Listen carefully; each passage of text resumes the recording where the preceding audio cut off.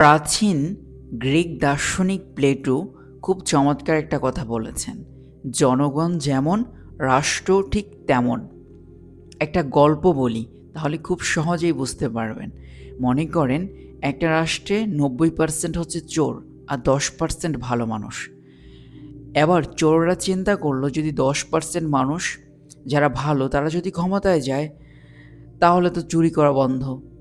তখন তারা চোরের সর্দারকেই নির্বাচনে দাঁড় করালো এবং তারা সবাই মিলে ভোট দিল এবং চোরের সর্দার সংখ্যাগরিষ্ঠ ভোট পেয়ে বিজয় লাভ করেছে। এরপর ওই রাষ্ট্রের কি অবস্থা হবে সেটা নিশ্চয়ই বুঝতে পেরেছেন।